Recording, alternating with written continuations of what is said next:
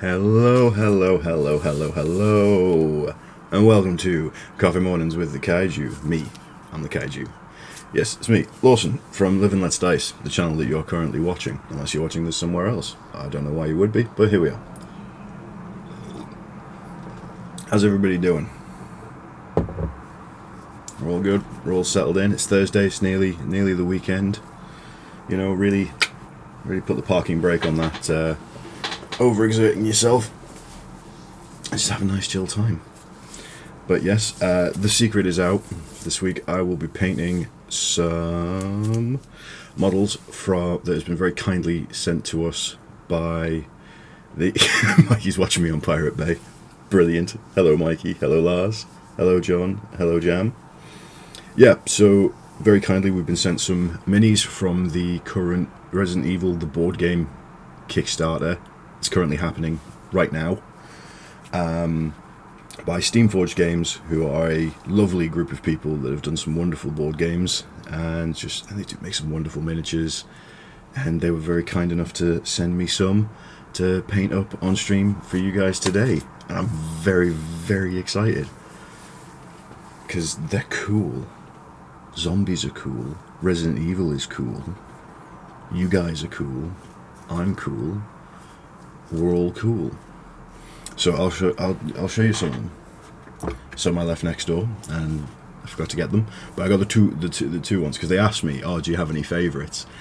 So I said Barry Burton and Lisa Trevor, my two favourites from the original Resident Evil. Although Lisa Trevor isn't from like the original '98, it's from the 2002. But let's not get into that. So I'll show you off. So we've got Lisa Trevor here first. Oh, come on, man. I even practiced this before. There we go. So there's Lisa Trevor, one of the two main boss monsters that you fight in the core box for Resident Evil. Absolutely, like, disgusting. Really elongated. And they've even managed to do the detail of all like the bits of like the skin in the faces that's just torn off and stitched together to put over herself. Come on, we were doing so well. I mean, let's do that. You bugger. Ah, there we go. Here we go. Steady. Look at that face. So, also got sent a zombie, a Cerberus, so the zombie dog, and the originator of everyone's favourite bread-based snack, Barry Burton.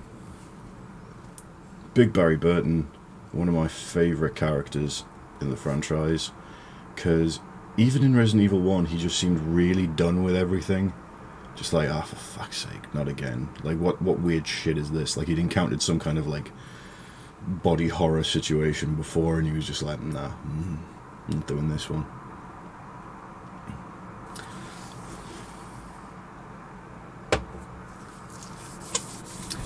A big spider. Yes, the giant spider is part of the Kickstarter, if you check it out. It's a expansion pack. So you can get the big spider, you can get the giant shark, I think the snakes. Yeah, you can get the giant snake as well. Some kind of plant monster as well. It's all cool.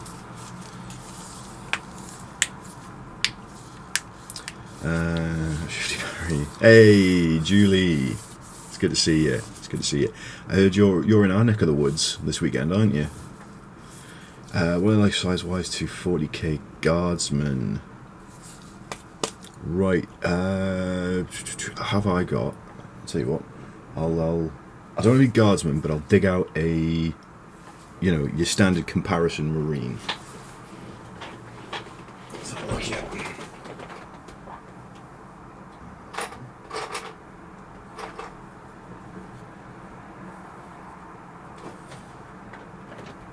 Yeah,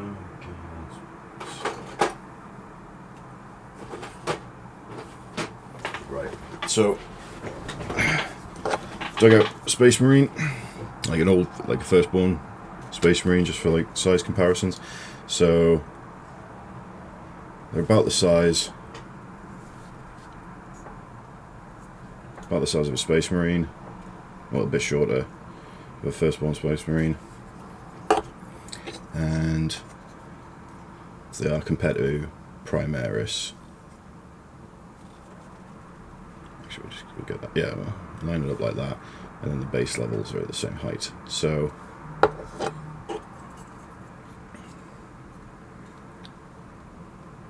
there you go. That's about the size of them. Stop thinking about that Uncanny Valley statement. Yes, I saw this on Twitter yesterday, where I find most of my horror. Somebody pointed out that the reason that the Uncanny Valley exists is because at some point during our evolutionary cycle to where we are now, there was a reason for us to be afraid of stuff that looked human but wasn't. That's going to sit, and that just sits with me and Mikey quite badly right now. So now it's all on you too. But yeah, so we're gonna get. I'm gonna go paint Barry today. Big buddy Burton.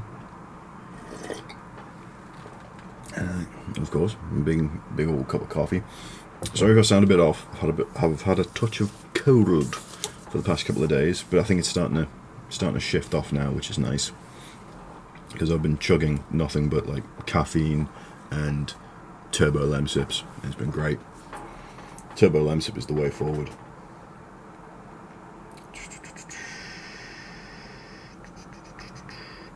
Right, so what I did as well is I got a picture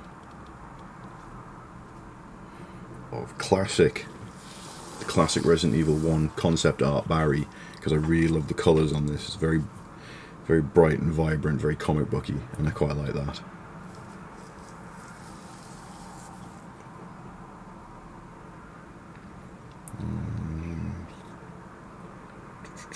So yeah, mainly reds and blues and some nice popping tones. So we'll just get started. So we've got a selection of paints here. Let's see, where should we go first? I'll tell you what, we'll go with his pants first. Go for a decent denim.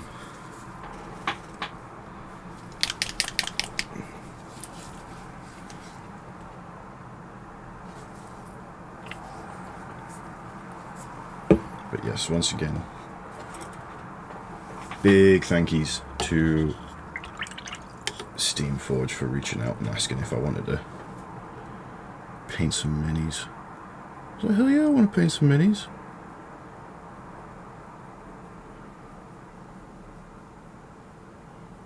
So is this... Because here's the thing as well, is this going to dry darker or lighter?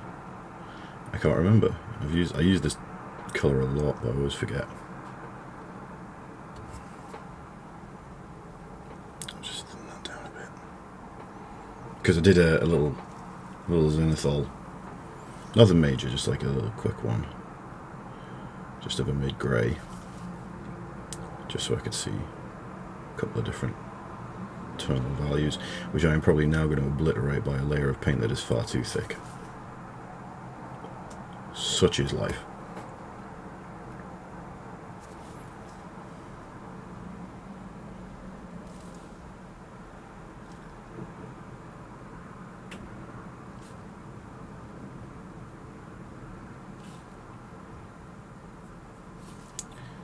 So, trying to be reasonably neat with this. So, as always, how's everyone getting on?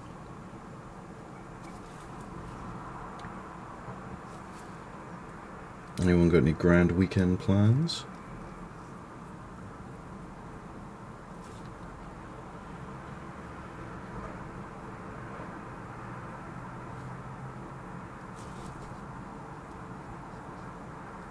Has anyone got any hobby up to?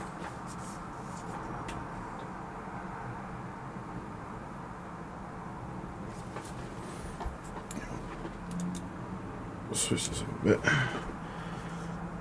That's a bit better. Are you gonna like balance and focus? Let's see.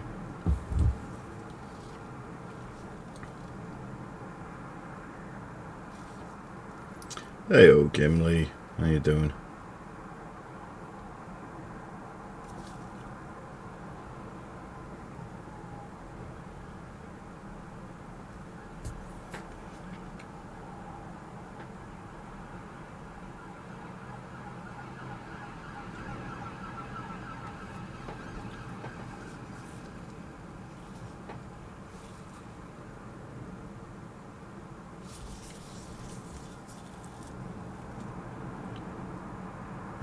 It happens. Like, I've done that a few times with like personal projects. Started something and I go, actually, I fucking hate this. I really do.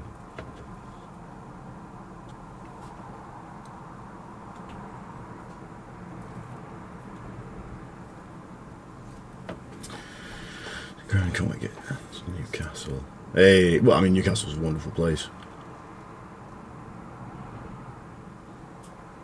All the cool people are in Newcastle.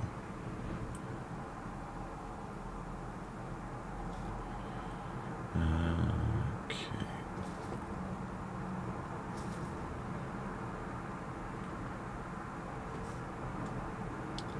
Is this too thin? Possibly, but it's drying nicely, so that's okay.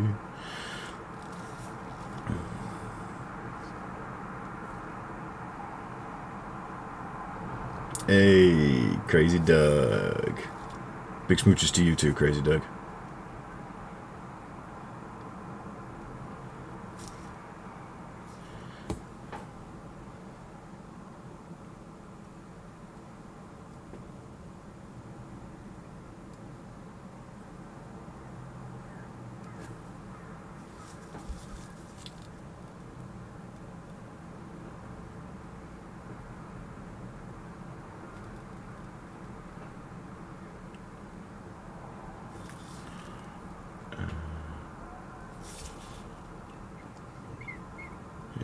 A little bit thin, but we're okay.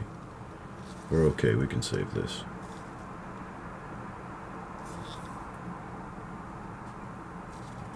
We just push paint around until we're reasonably happy.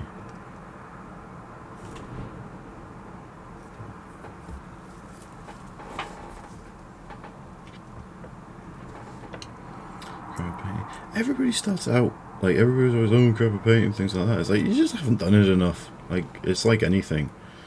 It's like when you first it's like when you was a child, when you first started, like, you know, shitting, you managed to not do it in the toilet for quite some time. Now look at you go.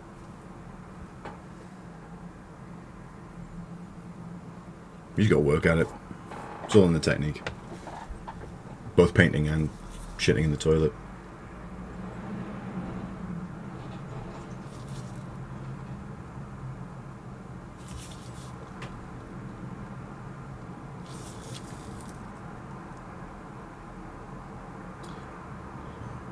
To his cool tactical gloves, the same cool tactical leather colour, but I'll probably darken them down a little bit just for a bit of differentiation.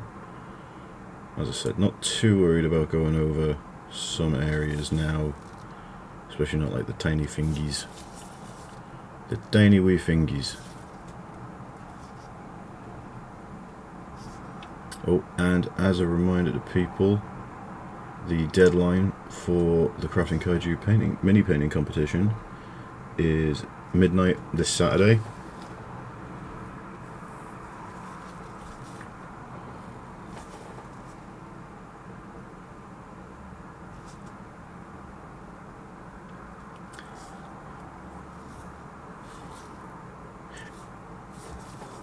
Colorblindness can make it trickier, but genuinely I've met a few colorblind painters in my time,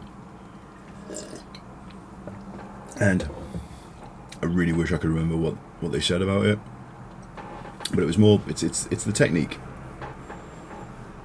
It's the technique, and it's finding a technique that works for yourself. So usually I'm sort of, as you can see when I'm painting, I'm sort of hunched doubled, but like bam, 3-point stance, like nothing's fucking moving, it's just sort of my arms and wrist, but even then I'll brace against myself into like a triangular position like this, so I get maximum control.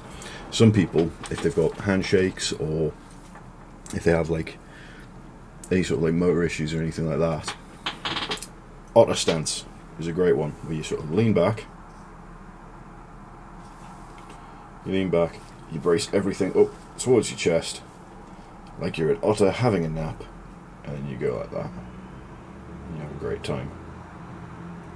You can get all of the little bits and pieces. It's just finding what works for yourself.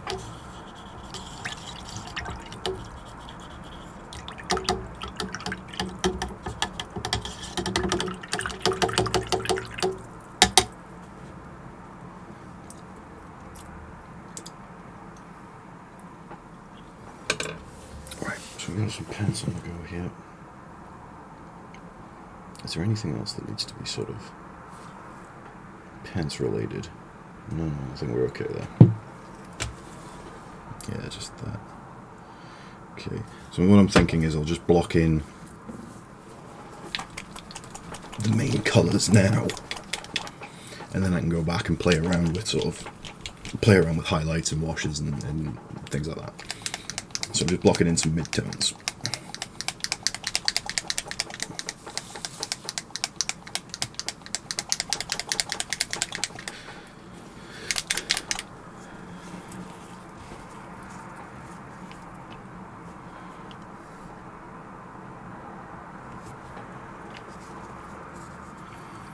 So now he's got his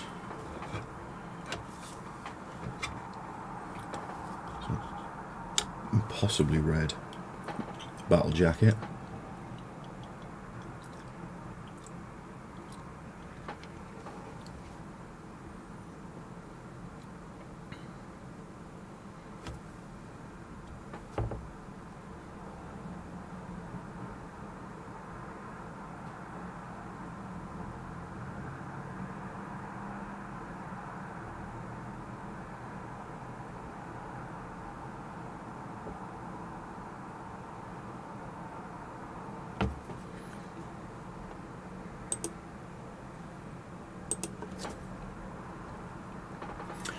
What might work as well, sometimes, is not a foolproof thing, is when you've got a bit of a shaky hand and things like that, just go like this.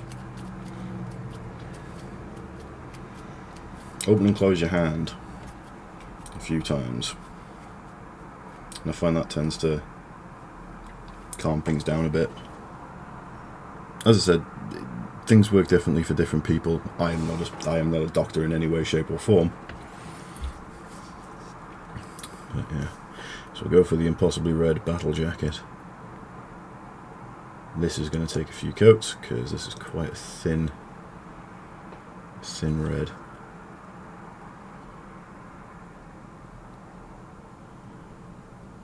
But these are very, very lovely sculpts. Nice crispy details. So it should make it for quite an easy, for people that are picking this up themselves and wanting to paint them up, should make for a nice, easy time. Because I'm doing things a little bit different than how I usually do, because I just want to sort of show off like a stage system. So it's like, oh, this is, you could paint them just in like base coats, just get something nice. It looks good. Then you can just do a little bit more and a little bit more.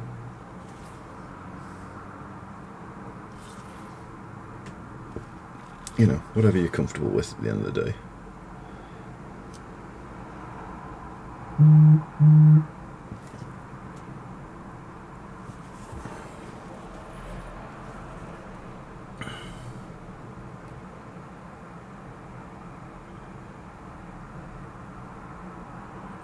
Yes, Jamslam. Unfortunately, I am not a doctor of cryptozoology, so.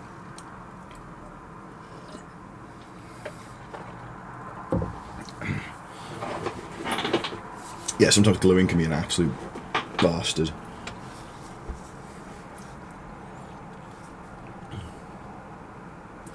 I've encountered some kits that have been like absolute dreams to put together, and then others that are just like, I feel like they were put on this earth to mock me, like specifically me.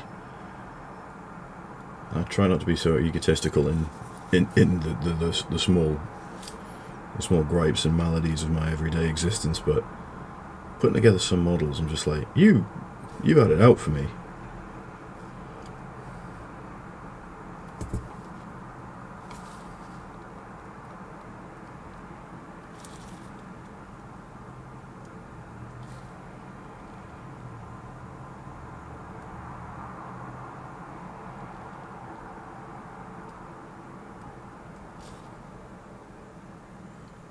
Yeah, this is very transparent red, so we'll have to build this up in a couple of layers. That's fine though.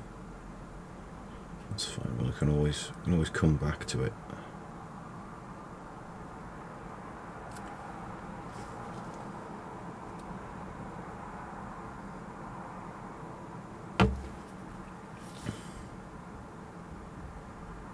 Oh, that's too much.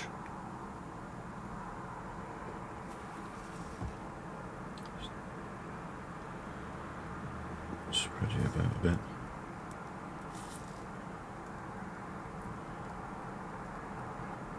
Thing is, with very, very transparent colours like this red, the tendency is to go, hey, I'm just gonna just glob it on, or I'm not gonna let the whole thing dry like fully, and then I'm gonna try painting another layer. Doesn't work. So when the paint gets to that point where it goes a bit tacky and you try and paint something over the top of it, your brush will end up just pulling the paint away and you get this like awful texture, and you don't want that. You're aiming for perfect smoothnicity. That's what the craftsman's told me.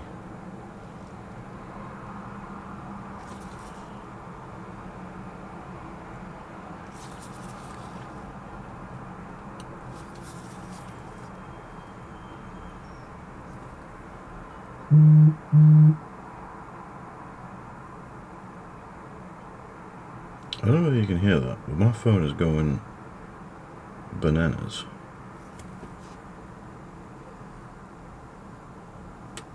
It's probably my own phone telling me, hey, you're live, some half an hour into the live.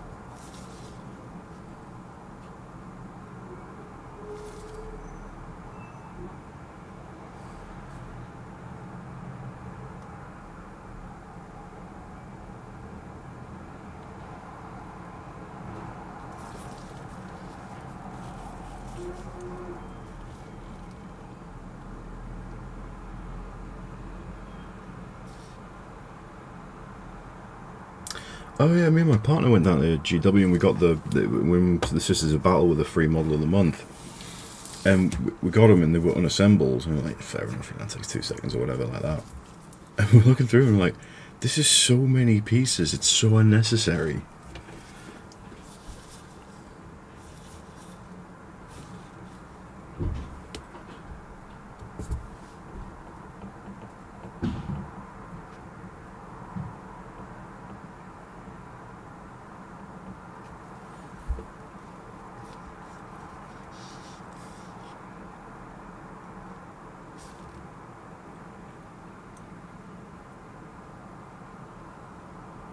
There we go. Can always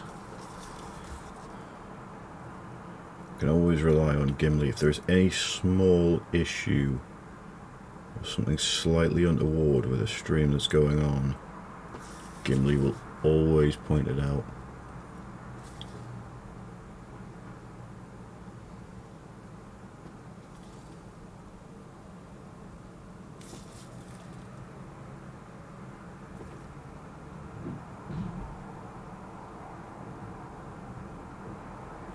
But yes, as I was saying before, the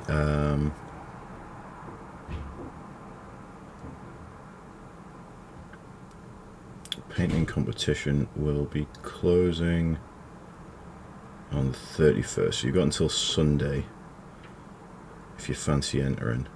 The theme is spooktacular.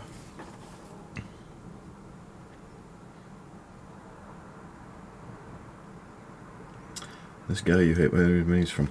So these minis were sent to me by Steamforged Games. They have a Kickstarter going for their new board game, Resident Evil, first one. So they sent me Barry Burton, Lisa Trevor, some zombies and some zombie dogs, which was very nice of them. Very nice of them. So the Kickstarter is currently running now. I'm not getting paid for this or anything like that. They just asked me fancy it. I was like, yes, send me minis.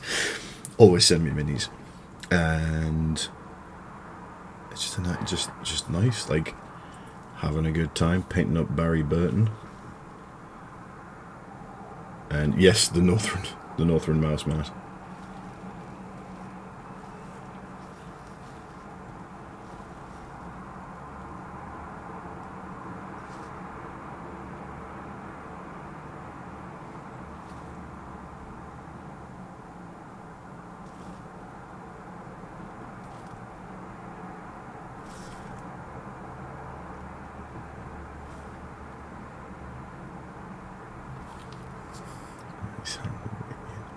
Oh, Gimli.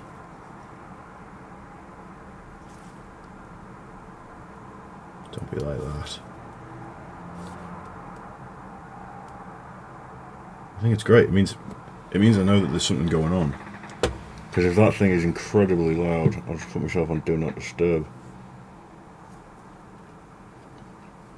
Bam, there we go. So that should stop. I mean, it probably doesn't help that it is also leaning against this wall here, so it'll be going and then vibrating through the whole desk.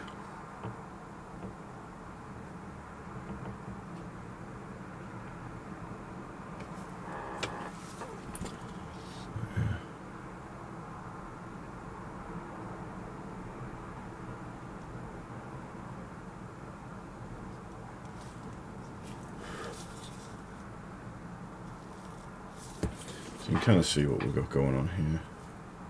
Like, the red's coming along like nicely, but I want to sort of build it up a little bit more.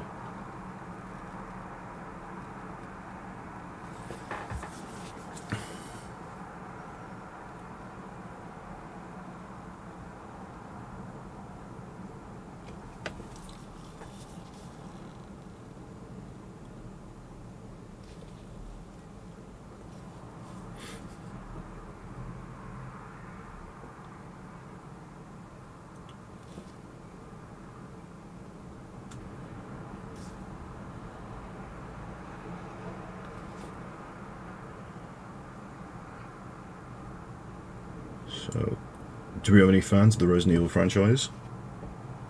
So, I know I'm a fan, mainly because I love how batshit insane it's all gone in one direction or another, and how they're sort of trying to claw it back, but also keep that really weird and wonderful feeling to it all.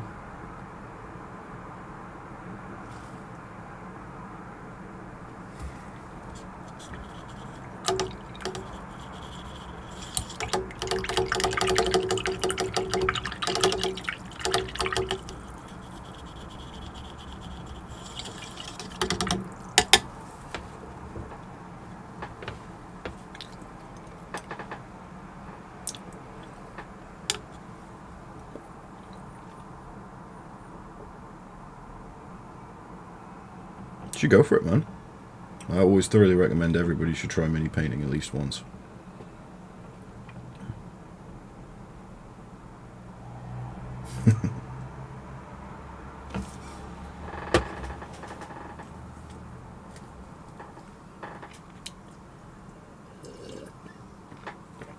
Boulder punching is a highlight of the franchise. I love it.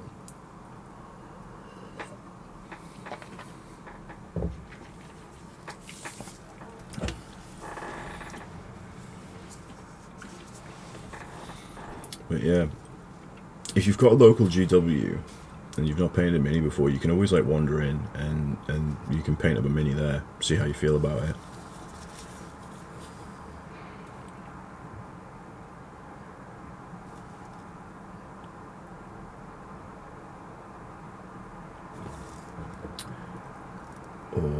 get yourself some like cheap acrylic paints,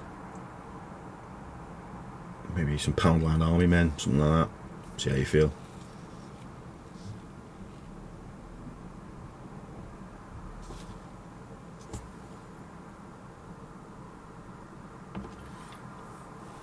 Never played the games like the first couple of movies. Never played any Resident game nor saw the movies. Gimli, you're missing out. The movies are an absolute tour de force. Namely, because they forget what they do between movies. It's brilliant. Also, they were directed by a Geordie. So, the late great Paul W.S. Anderson. He's not dead. It's just that he doesn't make good films.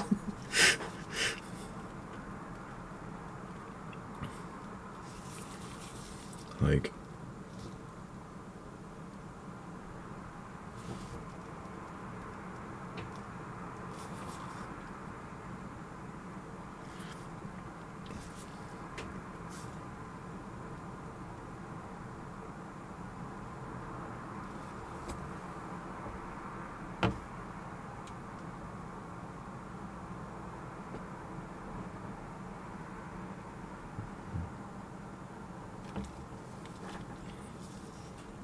exactly, man. The movies are a beautiful guilty pleasure.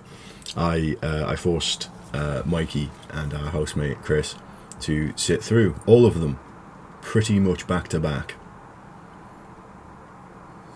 His career certainly is dead.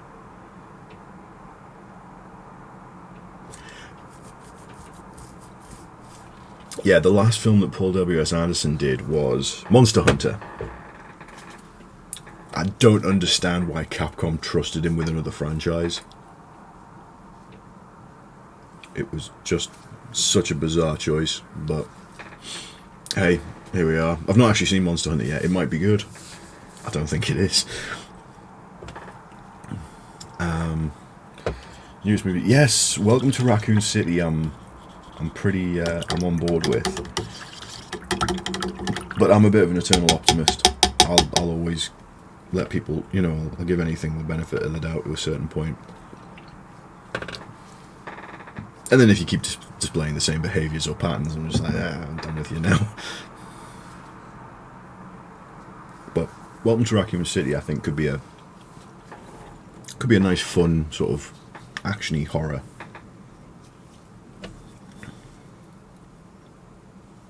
But we'll see. It's only been like production stills and a trailer, so we'll give it some time.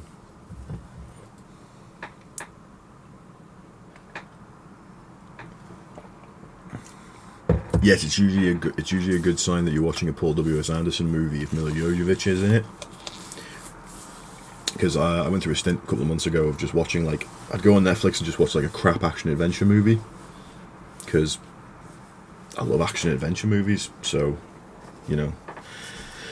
and there hasn't really been any good ones for a long time, so I'll sort of scrape the barrel, see what I can do. So I watched Three Musketeers, had no idea it was a Paul W.S. Anderson movie until the film finished, and it says directed by Paul W.S. Anderson. I was like, you son of a bitch, you got me again. Got me again. Right, let's get some... So here's a little painting tip for you. White is the brightest colour that you've got. You can't go brighter than white, so never use it as a base coat.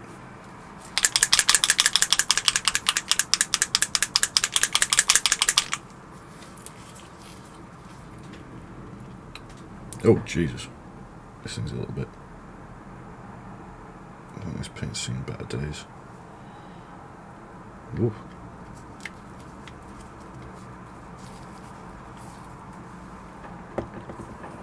Yeah, but UA Ball did it as a tax dodge. That's why he made terrible movies.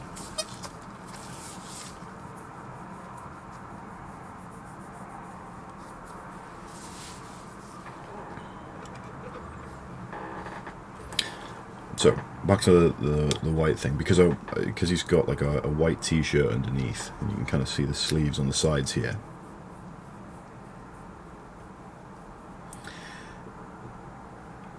can't base coat something in white, because then you can't highlight from white because it's already white.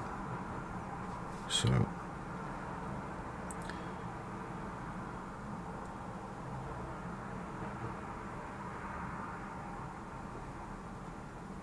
going to base coat it a very sort of this pale blue grey. That's too. I didn't want that. Okay. You know what? Here we go. That's better. That's what we want.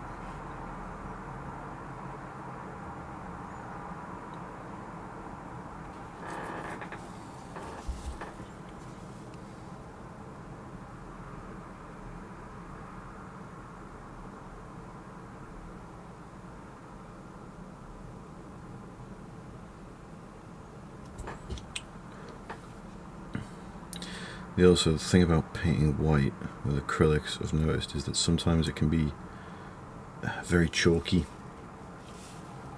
so you don't get as smooth a finish as you might like. But that's okay, you just take your time.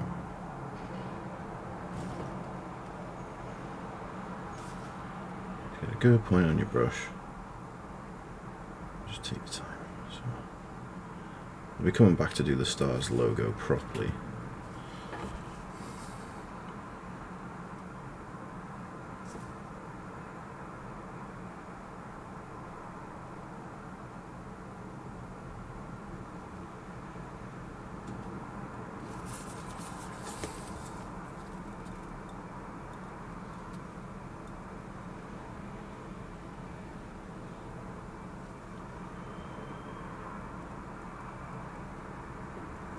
Go.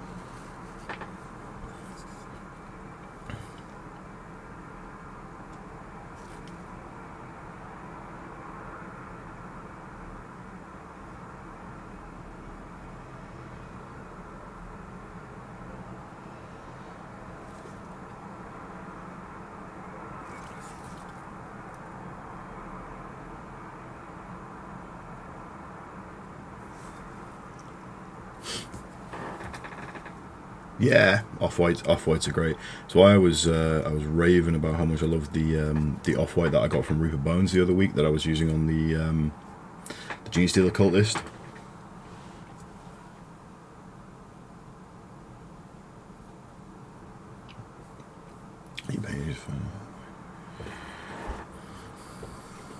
Oh yeah, you can get some great glow effects by just using pure white. I think it's mainly because it's such a like. Pure white is not a very naturally occurring thing, so it gives things a very unnatural look when you paint stuff like block white, which is great for neon.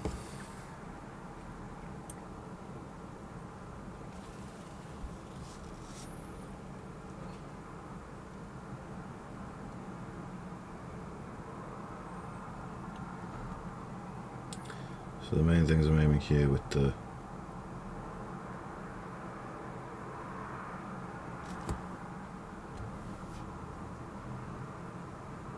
just to make sure that it's smooth, because it activates my primal like that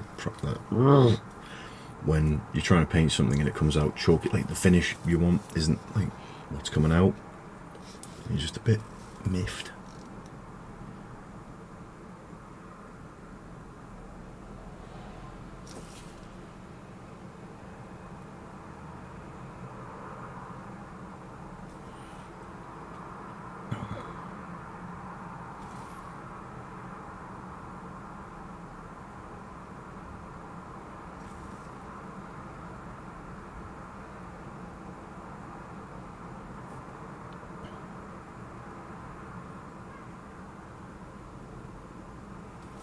It's okay if we overspill a little. Like, people make mistakes. It's what we do. You know, I always hate saying I'm only human, because we all are. As much as sometimes we like to go, no, I'm not human. You know, I'm a pan-galactic octopus. We are human. We make mistakes. It's part and parcel of existing. but it's alright.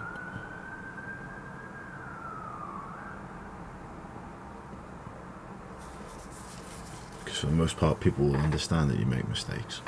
Like, you know, if I buggered up something on this, for example, you're not going to jump down my throat about it. You're going to be like, ooh. You're gonna feel maybe a bit of cringe, a bit of embarrassment, you know. But you can be alright with it. And that's what I like about mini painting. You make the mistakes, you go, I'll just neaten that up. Yeah, forever doing touch-ups. It is what it is. That's the way she goes, Bubs.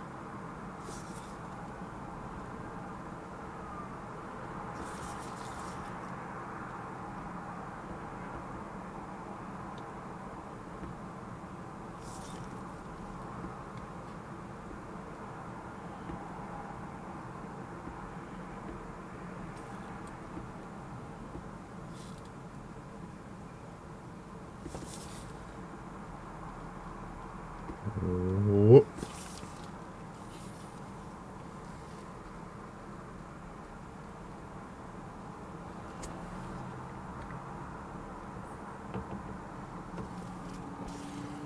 I'll just do another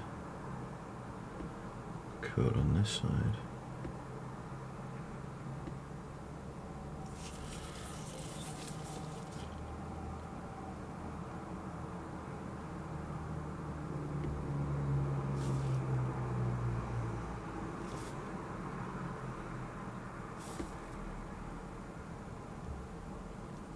We just want some strong, smooth base coats. It's like the fundamentals. And it's lovely. There is something very deeply satisfying about like just a strong base coat.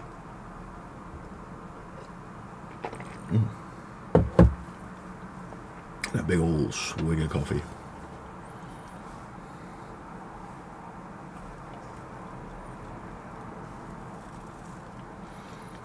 Is there anything else I need to...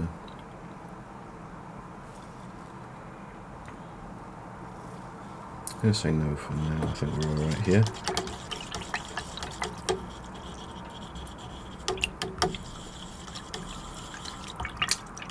Hey, does that mean you've been made permanent, Mikey?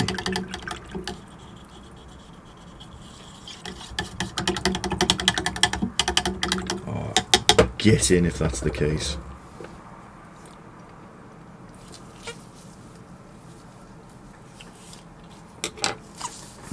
Okay.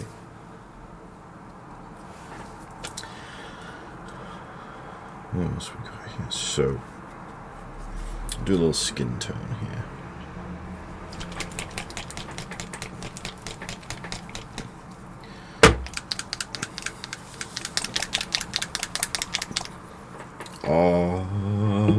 Yeah, pretty much. That's what I like to hear. Get in. Can we get some big congrats for Mikey?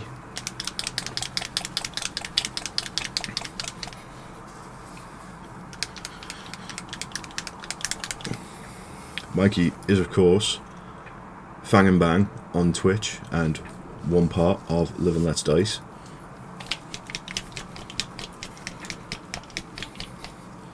So if you fancy yourself some very, very entertaining gaming streams, just check out Mikey. He's Fang and Bang on the old Twitcheroos. He's currently going through Sekiro, Shadows Die Twice. Or as it should be named, Sekiro, Mikey Dies a Lot. Ha ha. I got jokes. But yes, big congratulations there, my guy. I'm pleased for you. Yeah, he's the one in Living Let's Dies with the beard.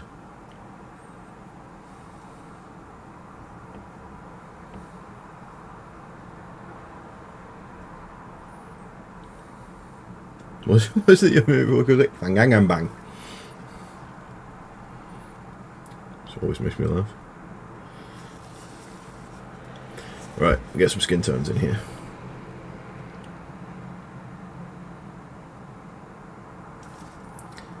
once again, I think really what I should have done was prime this in a neutral grey and then gone with a white zenithal rather than prime it in black and go with a neutral grey zenithal. What I'm doing here is making a lot of work for myself for no good reason. Work smart, not hard, kids.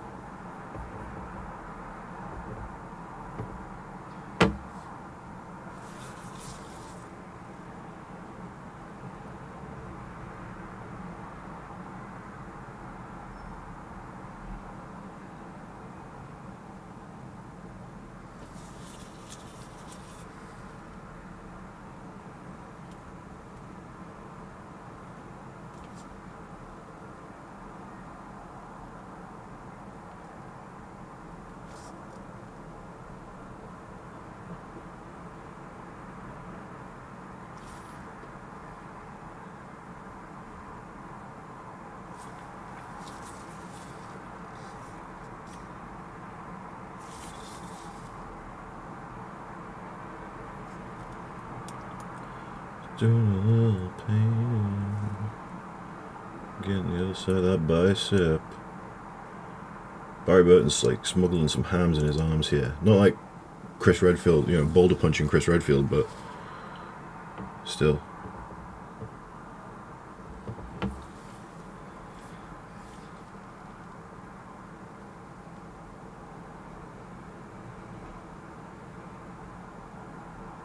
Barry is like late 90s dad strong.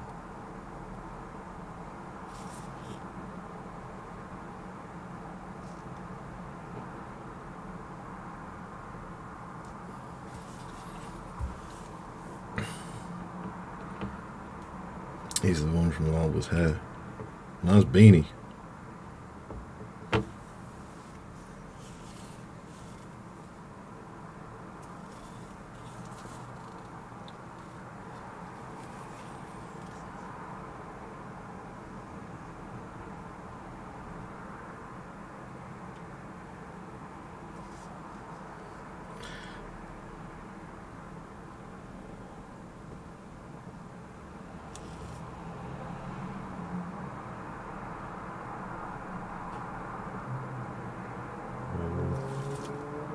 Yep. Another good reason to watch these streams, so you can learn what not to do when I do something wrong. And I've definitely done some wrong things here. This paint is too thin, so I'm going to thicken it up a little. Also, it's very dark.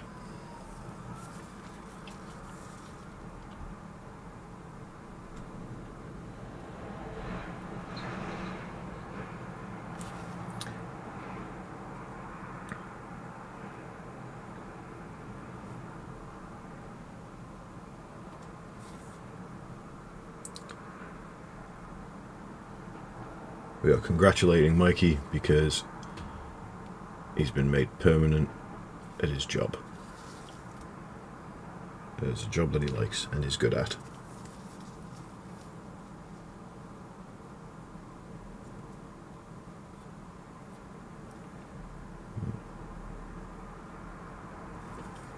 Okay, you know what? This is actually...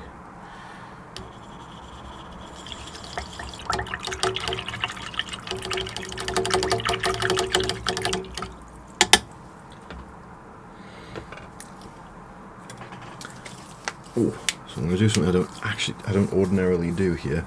I'm going to use a smaller brush.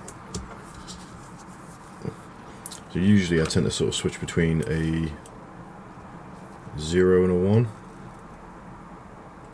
See that? But now I'm going to go for a double 0. Things are getting serious now.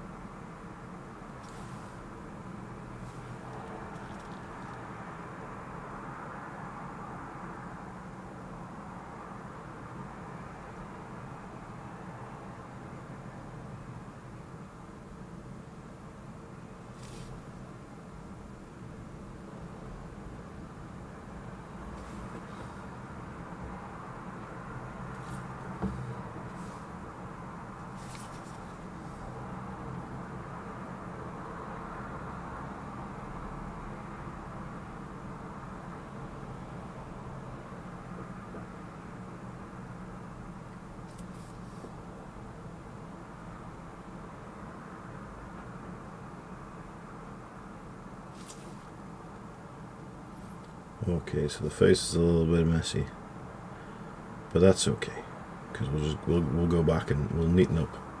Once we've done the skin and everything, we can neaten up the hair.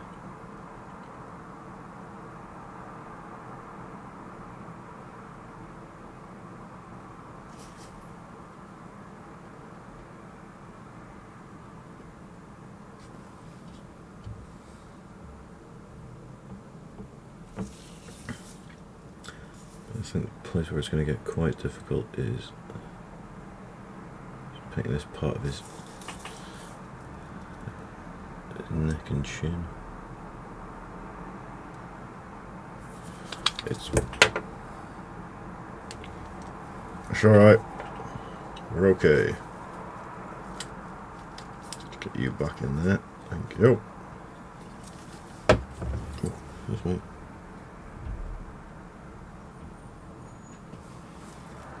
Got an itchy ear.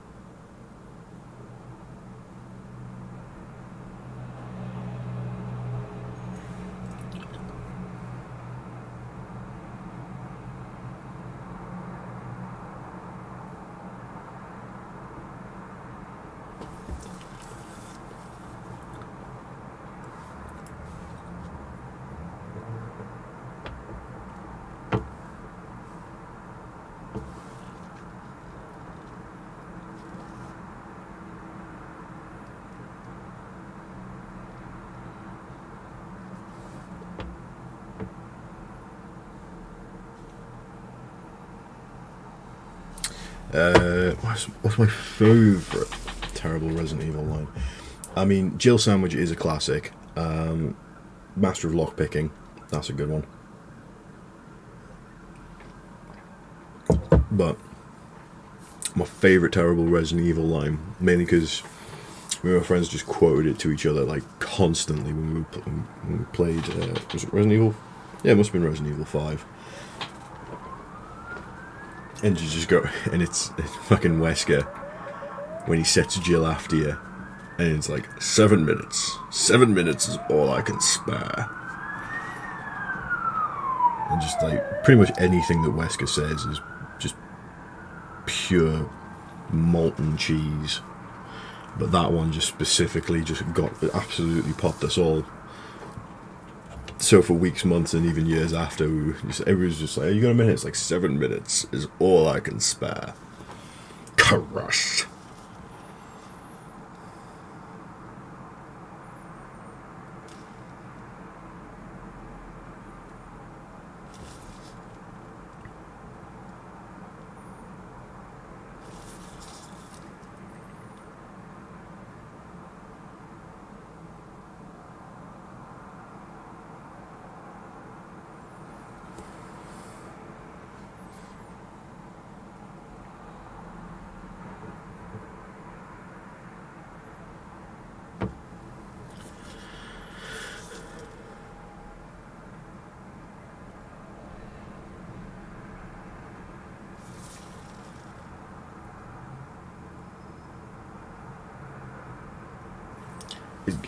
Wesker is just the best. Wesker's like the best Resident Evil character. With maybe the exception of the merchant from Resident Evil 4, because he was great. So much character, absolutely no explanation behind him whatsoever, but somehow you just knew everything about him. Like, that is an absolute masterclass in character design.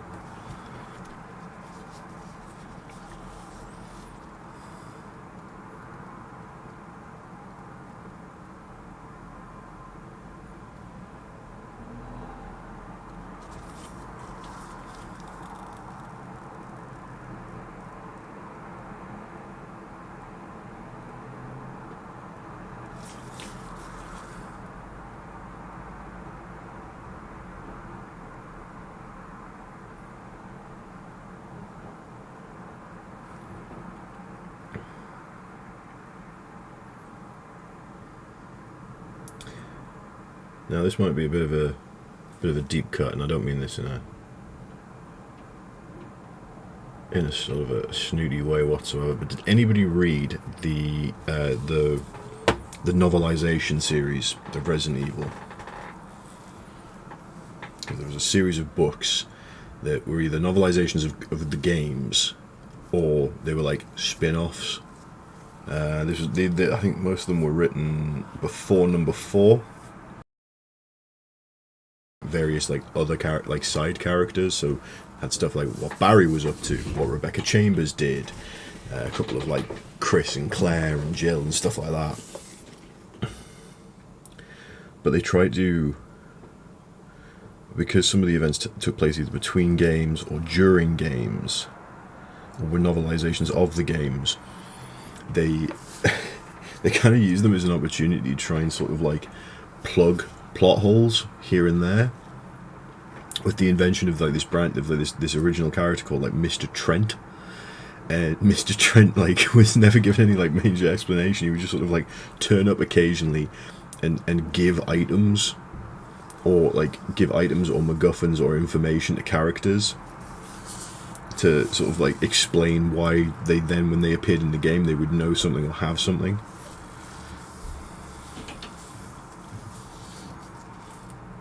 Hey, Jenko, and you read the novels. Fantastic. It's good to know somebody else read them. Yeah, Mr. Trent as like a sort of a narrative device made me fucking increase.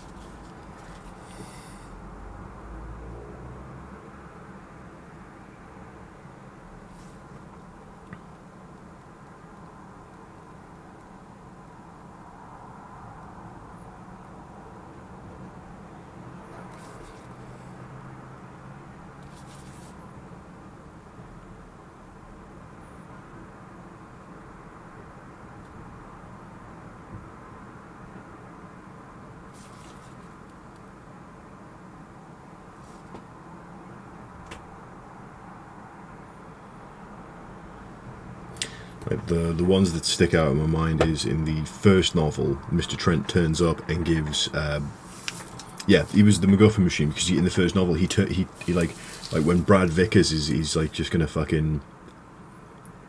book it, and and just get the fuck out of Dodge. So Mr. Trent like finds him, whatever, like finds him in the forest, and he's like, I gotta get the hell out of here. Mr. Trent's like, no, you're gonna have to go to the roof at this time with this, and then just like hands him a rocket launcher, thus explaining why Brad Vickers had a rocket launcher in the helicopter.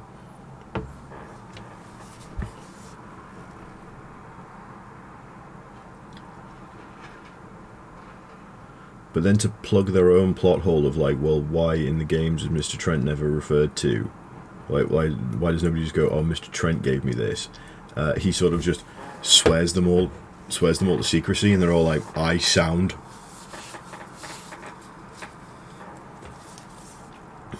I won't tell anybody about this weird meeting I've had with a man in a black trench coat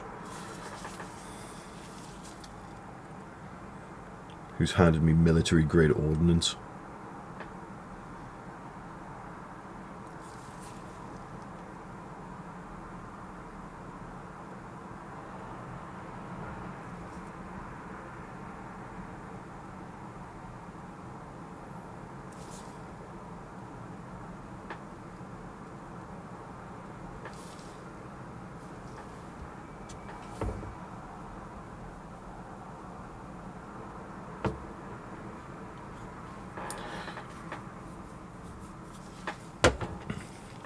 Yeah, there was about 8 novels, and they were all like really weird and wonderful, but absolutely fantastic. I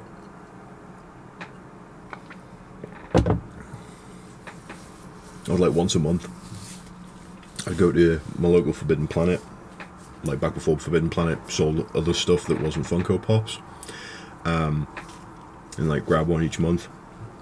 So good.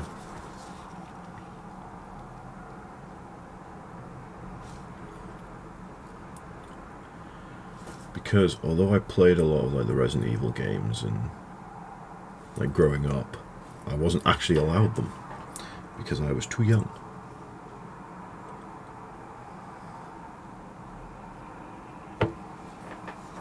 and my mum was very. My mother had a very strange concept of sort of like parental responsibility. She was like, well, I'm not going to buy you an 18 rated game or an 18 rated film or anything like that. And I go, aye, fair. But then she was like, but if you want to go watch it at your friend's house or whatever, I don't give a shit.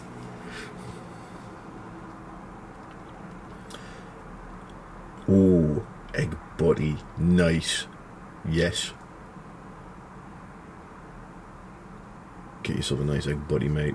I'll catch you later. Thank you very much for stopping by.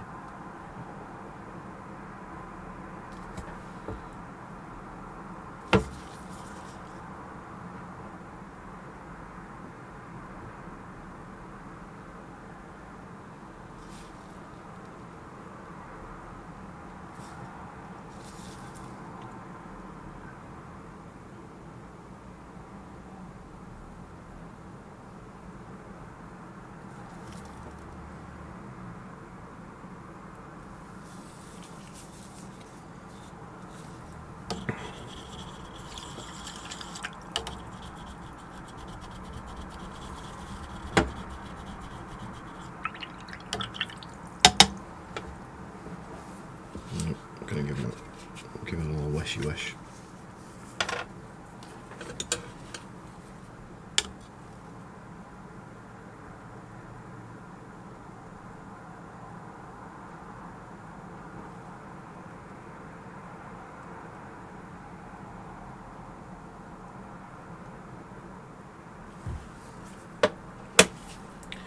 But there was that great period of time where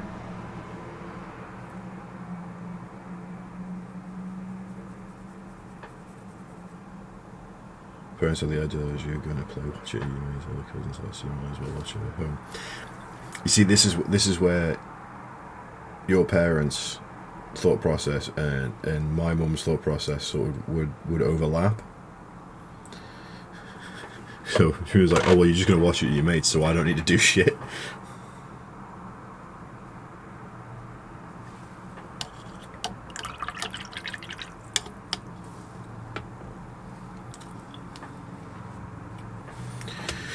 Right, so this is where we're at so far.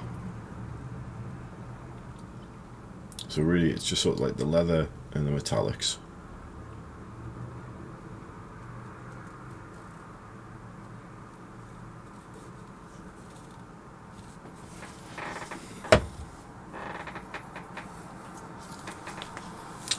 Nothing made Resident Evil Outbreak. Well, I mean, who knows? They've done the trilogy. You know, they've done Resident Evil 1, 2, and 3 as board games. So we're looking at possibly 4, or Code Veronica, or Outbreak, any of them. Hell, even Revelations. Is that what it's called? I can't remember now.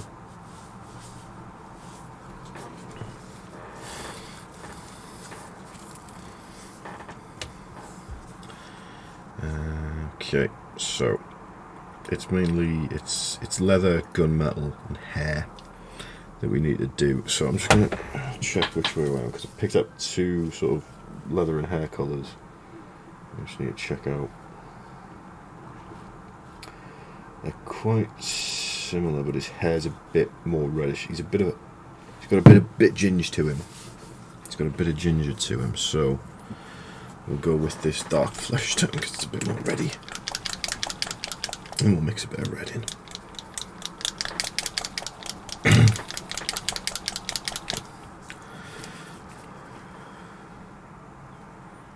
There we go.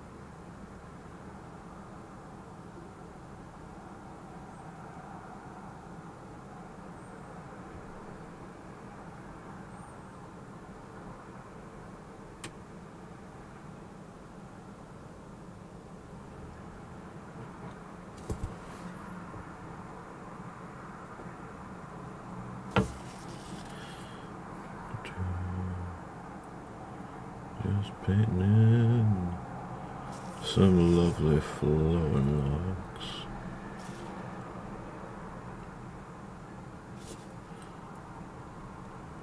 So this comes up like a fair bit on the channel, but any sort of franchise or anything like that you'd want to turn into a board game.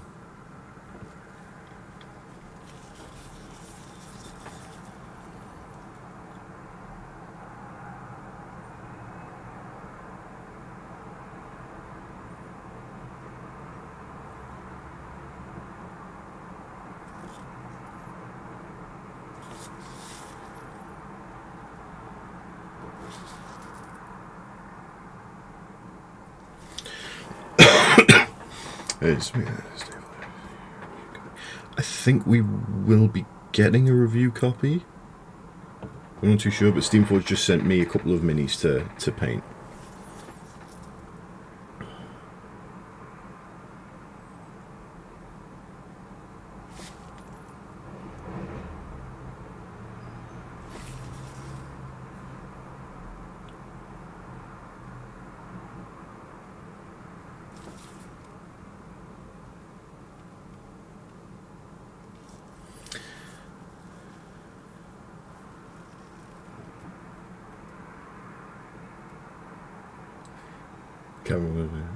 Yeah. Godzilla Fish, that's an interesting one because the Privateer Press do Monster Apocalypse.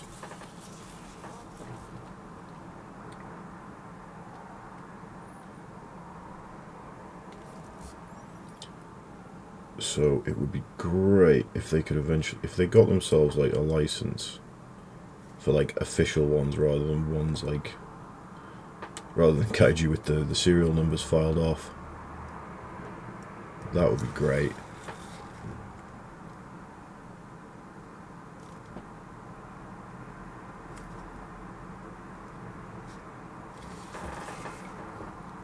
Onimusha would be a good one, yeah.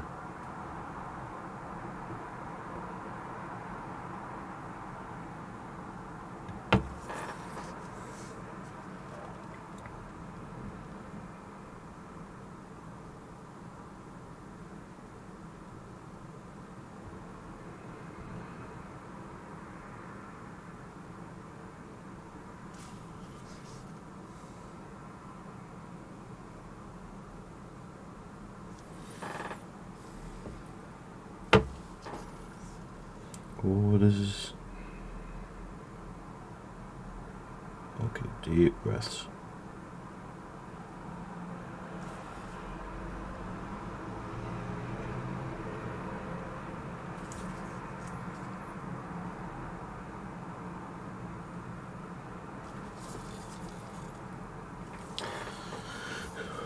Oh yeah. There's maybe a back and forth dealie.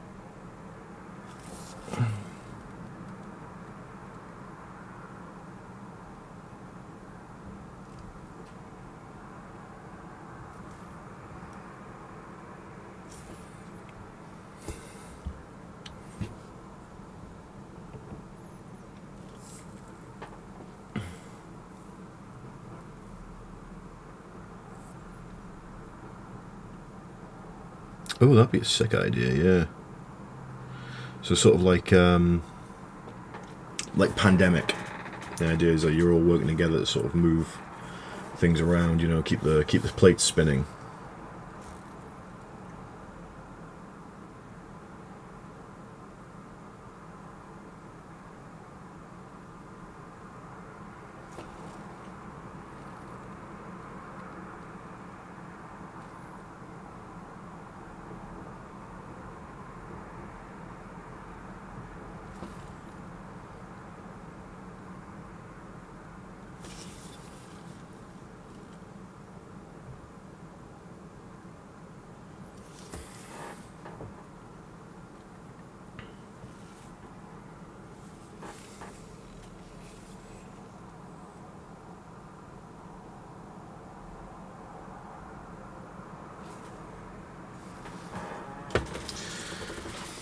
Yeah, I think that I always think that the Pandemic like game engine is really underutilized. like, it's a great... I think Pandemic's one of these games where it's a really good way of introducing like newcomers to board games, and people who maybe are a bit more who maybe have only played board games that are sort of like, oh, I'll take my turn, and I'll take my turn, you take your turn, and you sort of just sit quietly till it's your turn again. I really like, obviously you take your turns individually, but at the start of the round when something happens, you kind of like, even though the game never says it, you will all automatically discuss what's going on. You go, right, okay, what have you got? Okay, what have you got? Right, we'll do this, this, and this, and you sort of come together. And then you all do your turns. Like, still, you're taking your turns individually, and at the end of the day, you can do whatever you want. But it is in your best interests for everybody to work together and discuss what they've got, what they haven't got. Do people have a plan? The downside being is sometimes that can get railroaded, and you're kind of just a bum on a seat. But Pandemic is a game engine, sort of keeping those plates spinning. There's always something new going on. I really enjoy, even if like the Pandemic sort of theme doesn't always grab me. Right, so I'm glad that you were all paying attention, because I just about managed to get his hair and his beard done. I am going to have to touch up his lip there a little, but you know what, all in all, I'm not unhappy with that. So I'll just go back and get his...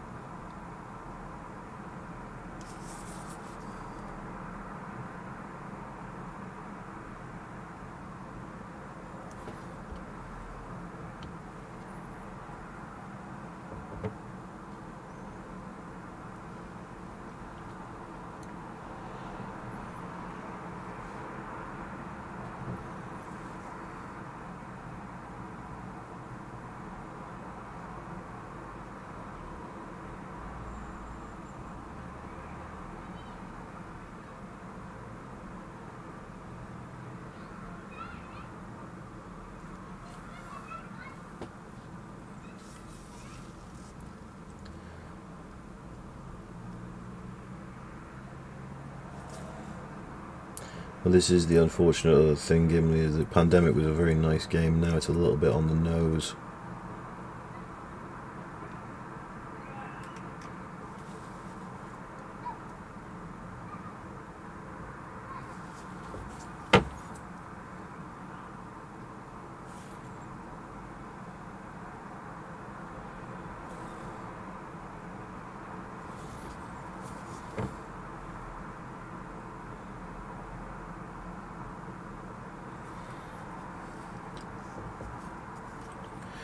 But there is a wealth of board games out there. There are so much more fun than Pandemic. Don't get us wrong, Pandemic's a great game. But I think sometimes we need to sort of challenge the top spots of board games. Because I always see Pandemic being like... there's certain games that always get touted as being classics. You know, must-buys, must-plays, you gotta have them in your collection and things. And I'm like, yeah, that's nice, but no. Like, Catan, it just brings out the dickhead in somebody. Like, someone's going to be a jackass when playing Catan.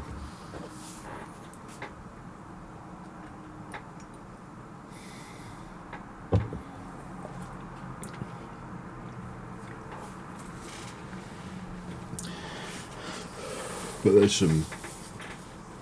but then again, some classics are classics for a reason. Like Betrayal. Betrayal at House on the Hill. Absolutely stellar. Great fun. Played that umpteen number of times and new every time. Love it.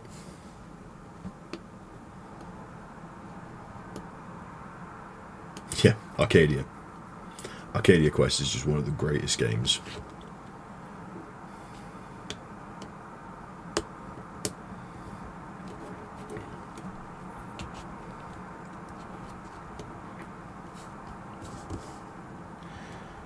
Government Catan feels a lot like Monopoly to me.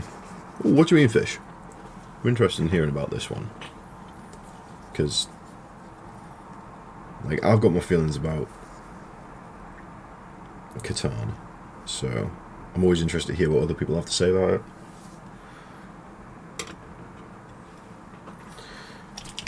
While you're doing that, I'm going to do some leather.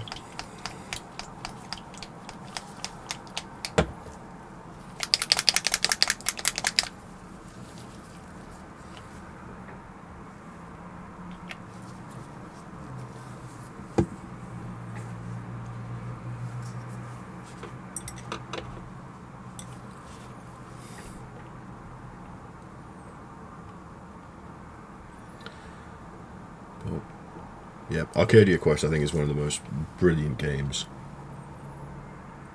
ever conceived.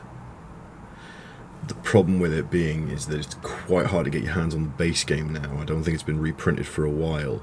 The standalone sequel, Arcadia Quest Inferno, I think is still available.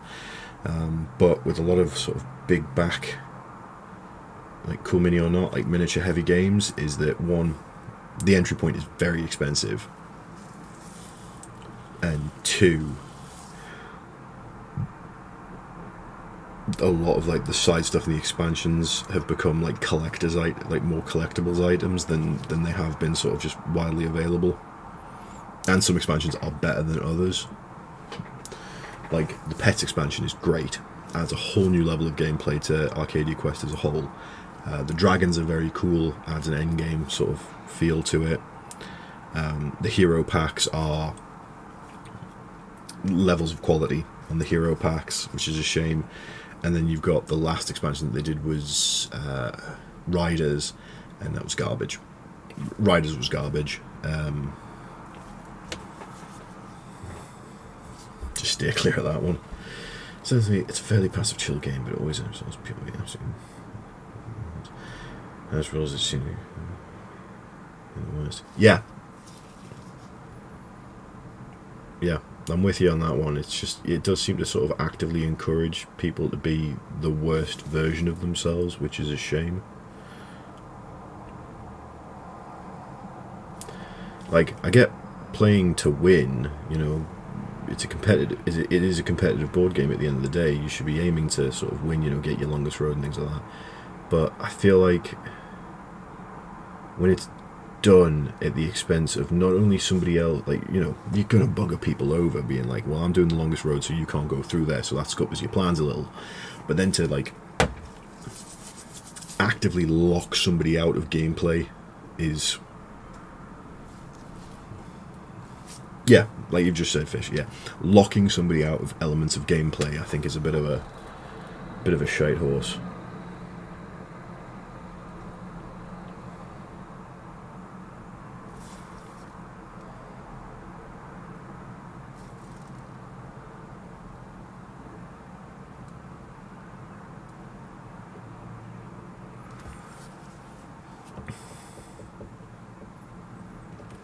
Yes, back to Arcadia Quest. One of the characters in Inferno had to be banned in our playgroup because it was just too powerful.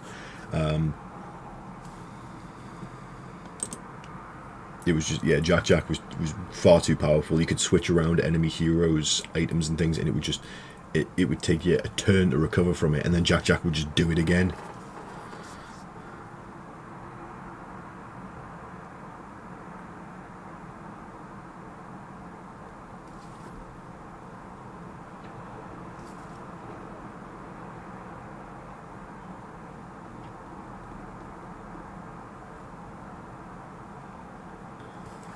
Yeah, there's playing to win, and there's playing just to be a dick.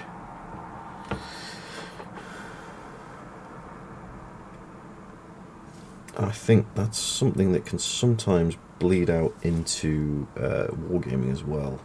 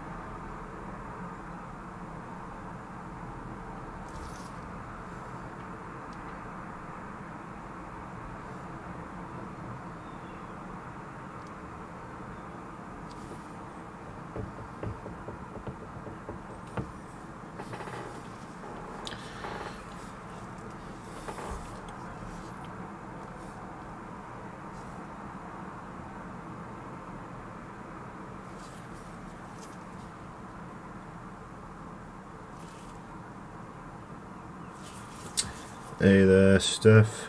Good to see you, and a happy Thursday to you too. I just enjoy winning that, and then you learn how to play. Yes. Yes, that the actual look of dawning horror.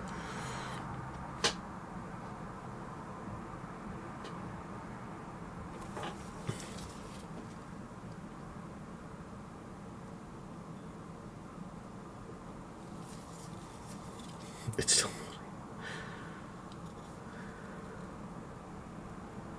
exactly.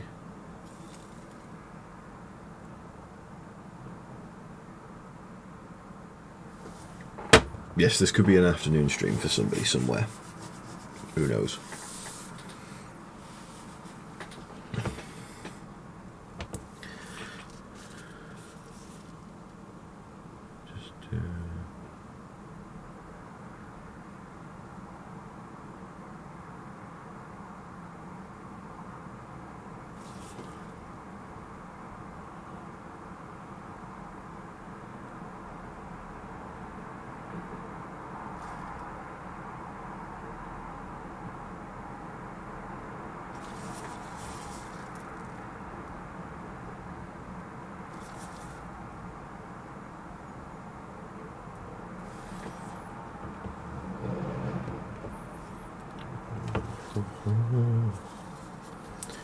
Let's see if we can get these little cross straps on the side here. There we go. I guess this looks like that's all part of his.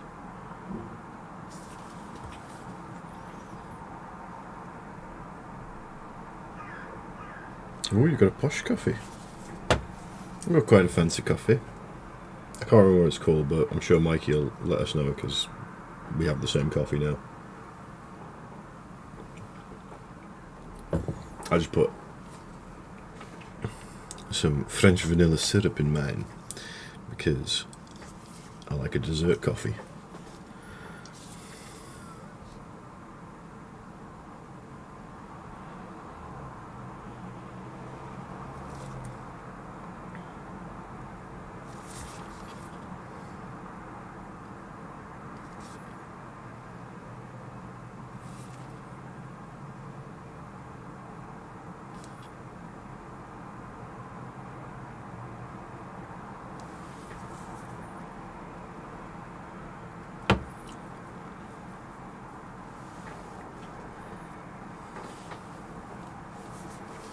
Between 9 AM and noon. I just call that mid-morning.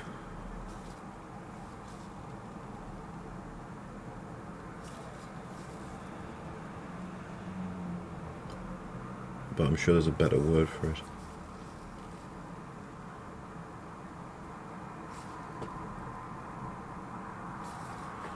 Okay.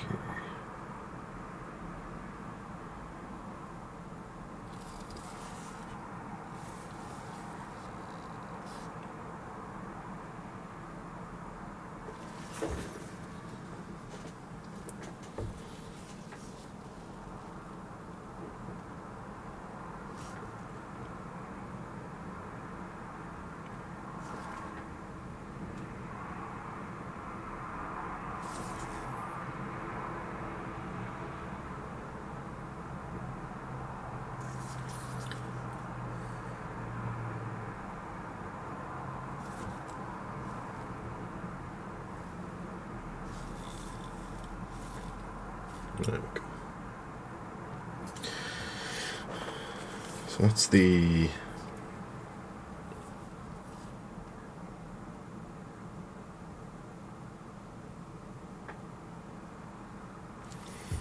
different things. I've just got the boots to do, but I think what I'll do is I'll mix a bit of this brown and a bit of this sort of reddish brown that I used for the hair.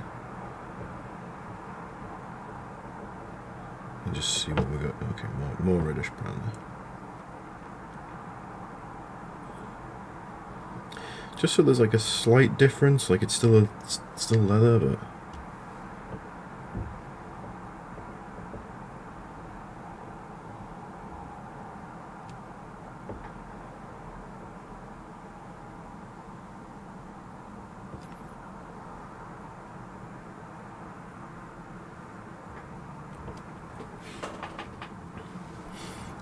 sort of bloody time do you call this?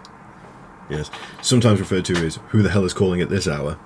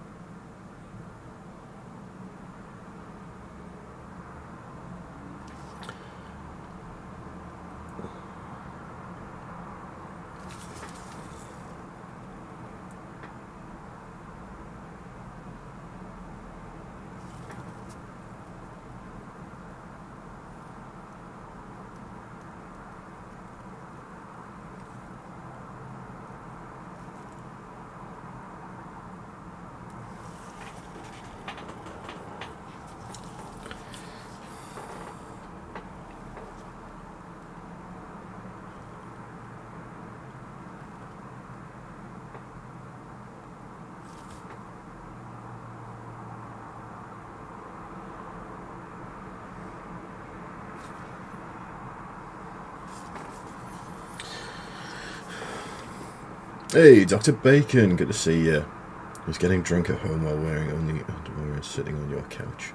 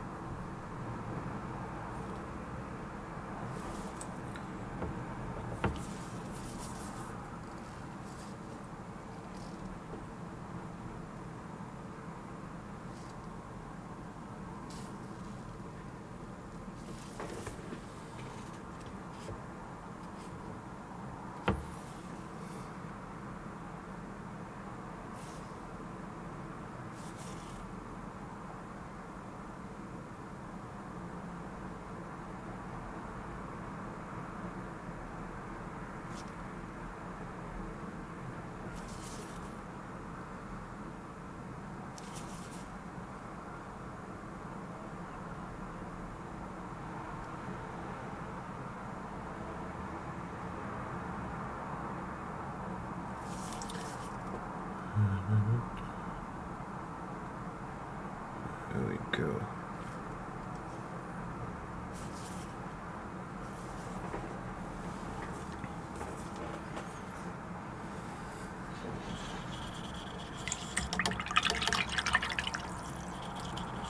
The fish is right. You can only do that on Wednesdays. Otherwise the beef eaters come round and kick your head in.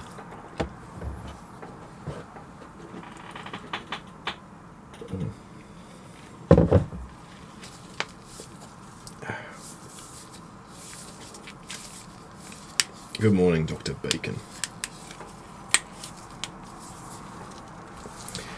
Yes, it is still October for at least another 3 days. And then we move into November, which I don't think has a pithy name for it in the Warhammer world.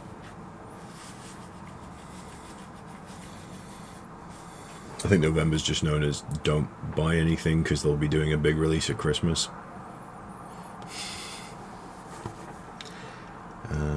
Okay, right, what else do we need to do?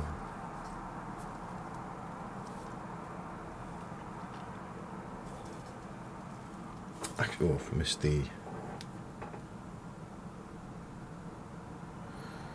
the fingies.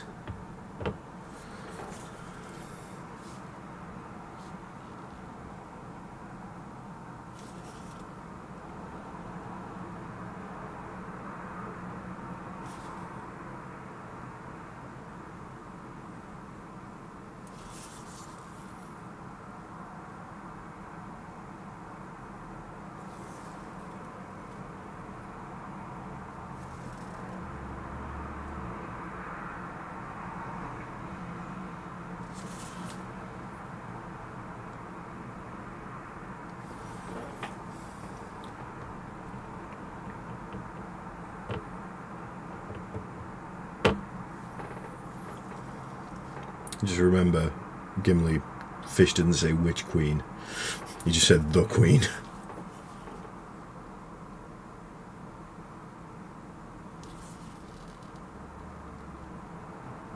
Oh, beautiful. Get these fingers painted. Lovely, lovely, lovely.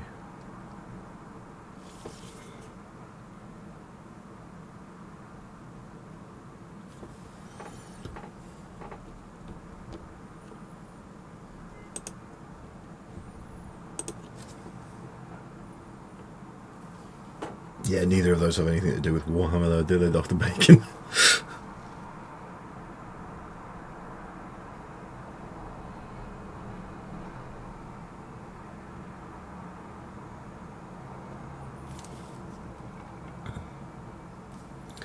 I was more thinking you've got stuff like March for Macragge, September for the Tau, that kind of thing.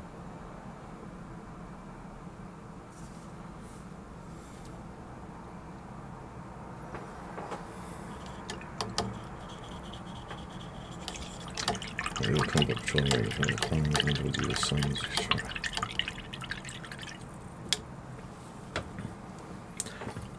Don't know much about the Orc clans, I'll be honest with you, so you'd probably be better off. Hop into our Discord, go on the Wargaming channel. I'm sure that I think there's a couple of Orc players.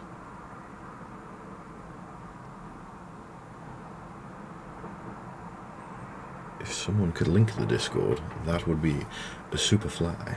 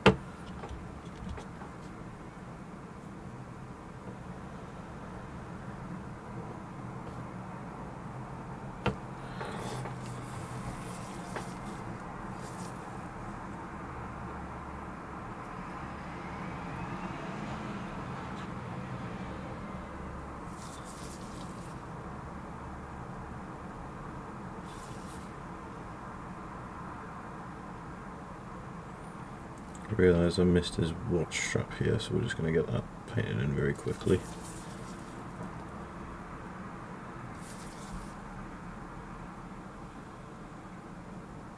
There we go.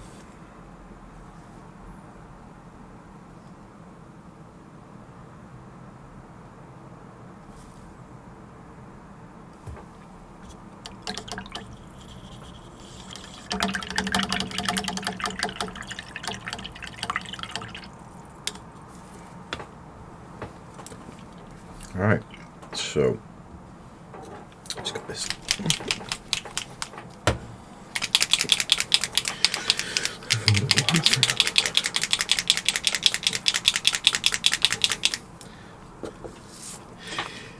Yeah, Total Warhammer is always an odd one. Like, I think it's probably because my old PCs could never really handle it, so I didn't play them much. Definitely gonna try and get into Total Warhammer 2 again.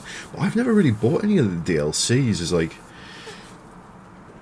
I've just had the base game, and I don't know whether I'm like missing out on the full experience. Because what is it? Total Warhammer 3 is Kislev, Cathay, Tzeentch and Khorne, by the looks of things.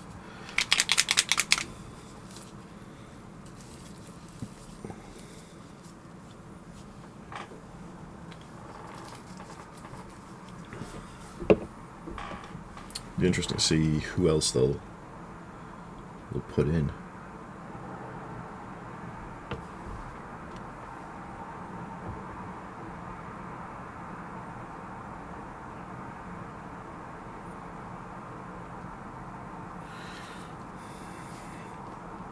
Okay, so this is just a quick go around with the big old, with his big gun.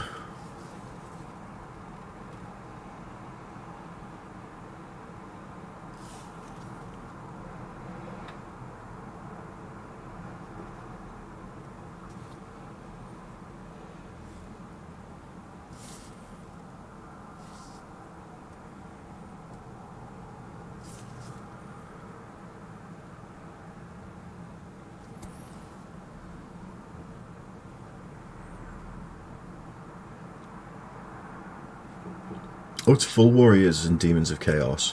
Oh, okay. So we're getting Nurgle and Slanesh in with that package deal too. Okay, that's a big army.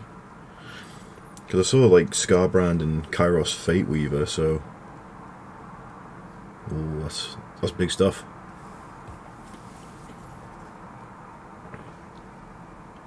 You know, I might have to do that because, like I said, I've been sat on the Total Warhammer franchise for years, and like I know I should like it, but I'm just not very good at war games like this. I'm not very good at war games in general, really, but I enjoy the participation. I'll have to give you a shout, and we'll always see you on my Steam list playing it. But I have been delving a lot into New World lately, so. And Back for Blood.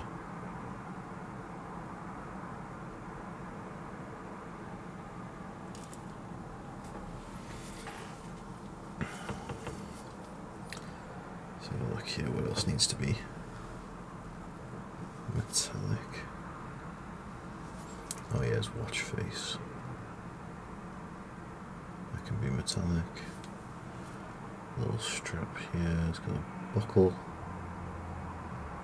That gets to be metallic.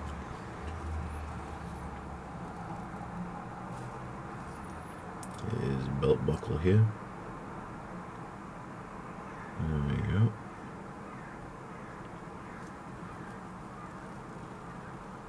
Got anything else here? Oh yeah, there's little connecting points here. Little buckle here.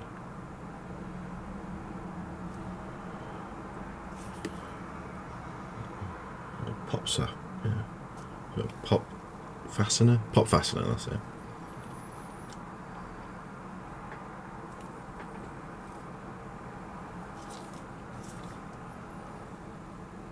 Oh, and there's a little hook strap here. There we go. So I think we can call that the metallics. Done. Yeah, it was just a little bit, just sort of here, there. Mainly the gun we were looking at getting done. So that's nice.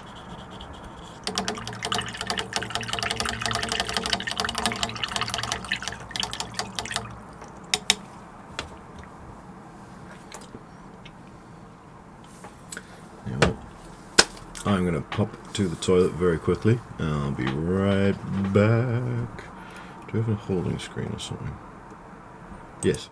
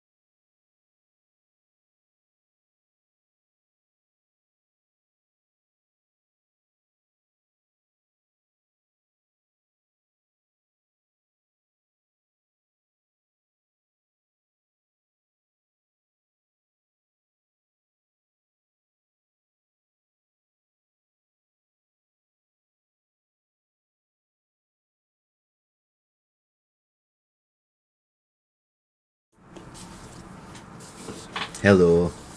The bathroom was occupied, so I couldn't go. Oh well. It's fine. We'll just keep going. So I'll have a look at what we've got going on there. So that's everything basically base coated. It's always nice, isn't it? So what we'll do is, I think, as I said, this is sort of a bit of a three-step process. Like, so this is all base coated. You'd be perfectly, I think you'd be perfectly happy just to put that on the table. There's good old Barry with a big iron going around the Spencer mansion shooting zombies. But we'll do a little bit more and we'll give things a wash. And oh, I didn't bring a flesh wash. That's a shame. Can I make one on the fly?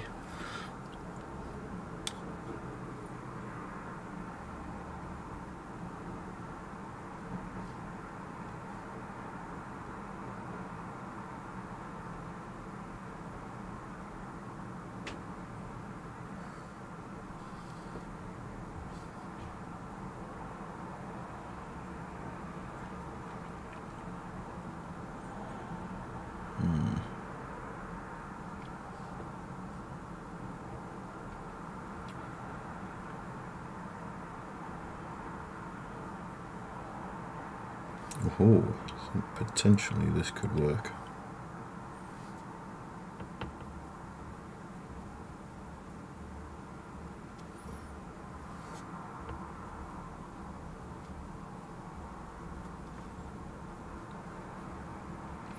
Necessity is the mother of all invention, and I can't be bothered to get up and get the flesh wash, so let's have a look and see how this goes.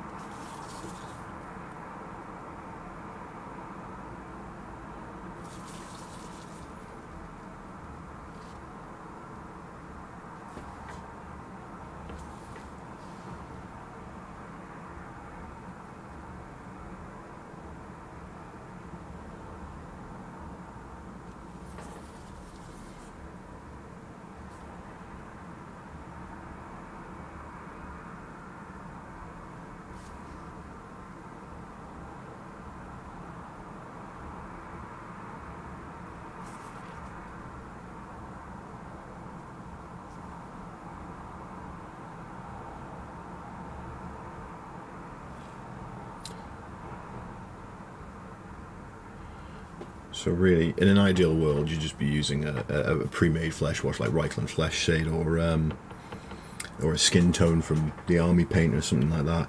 But because I can't be bothered and go and get these things, I'm just mixing in a little bit of this red that I was using for the jacket in with the light skin tone that I've got, and then watering it absolutely the ever-loving hell down, and washing over. Like so. The idea of it being it'll settle into the recesses and then tint all the skin so we can highlight it back up and give it a nice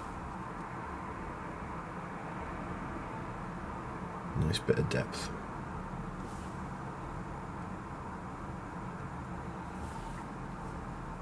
And do the same thing here with the fingers.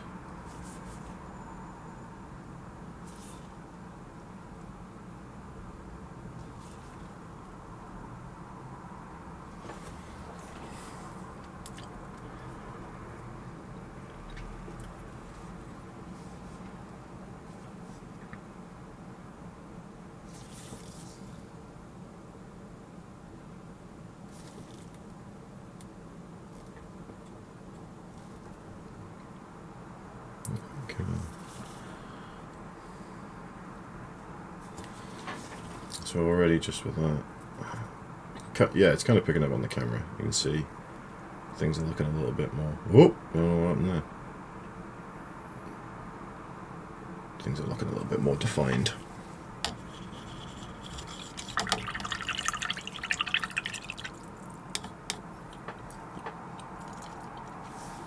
Old fish does love himself some elves, like. He's a big fan of the elves. I used to really dislike elves, but I'm warming to them more and more.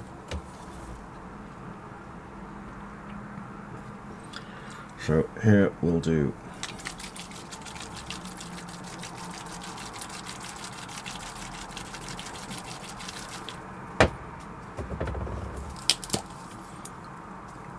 a black shade, non-oil shade for his pants and stuff, for all these sort of like denim-y leather areas.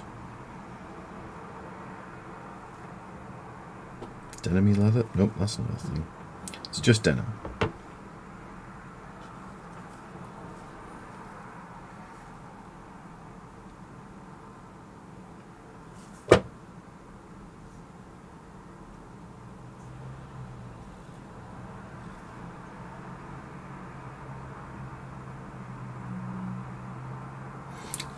With shades as well. Once you start an area, you want to keep going, because if it starts to dry, you'll get a tide mark and it just doesn't look nice where the overlap is.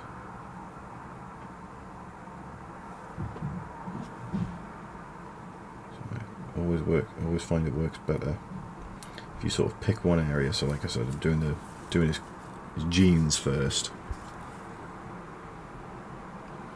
And then I can wash that whole area in a wanner, and then it just works.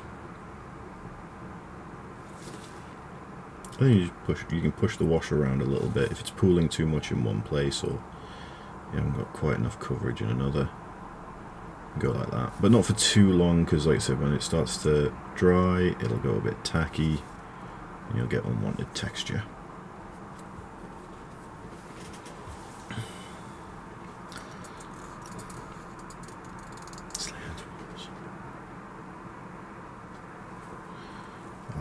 I do kind of miss classic Slayers. The fact that like Gottrik's the sort of like the last one now is a little bit of a shame.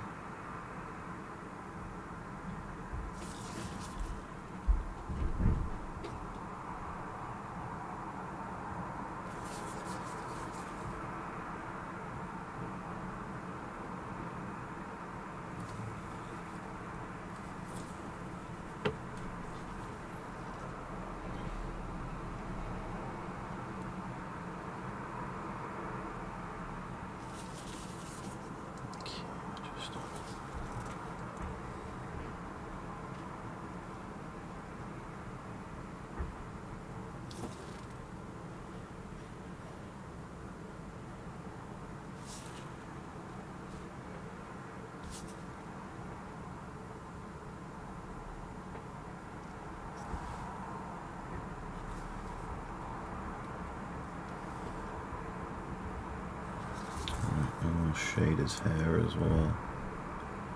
Yeah, we'll have to be very careful, because I don't want to bugger up everything else I've done on the skin.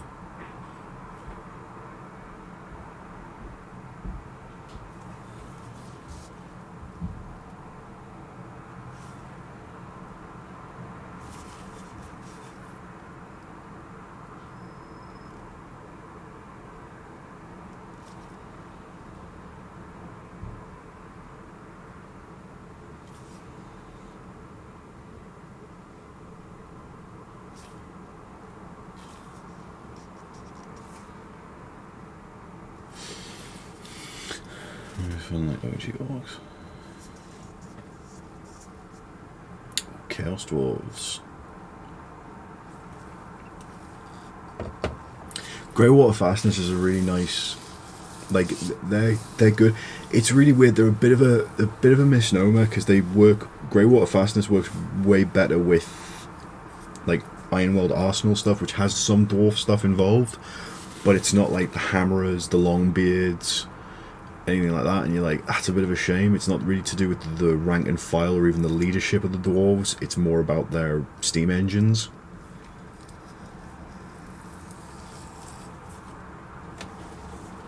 Which is a little bit of a shame with Greywater Fastness, but there's a lot of different like cities options that you can go with and still have a great time with a dwarf army.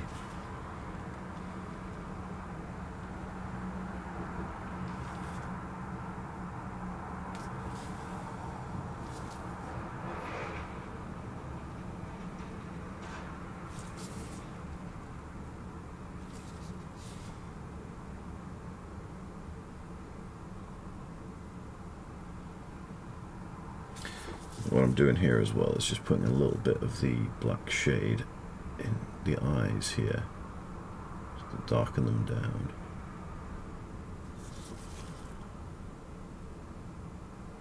Give an illusion of shadow, Michael. There we go.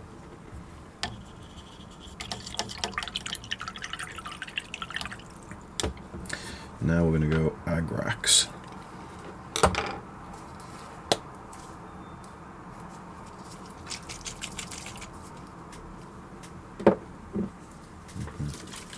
The Star Collecting Box is really nice. Like I picked it up as well, but just playing through Cities of Sigmar, like just like looking through like the rules of Cities of Sigmar and things and how things have changed. It's like Greywater Fastness works really well if you've got a lot of like the ballistas and the Hellstorm batteries.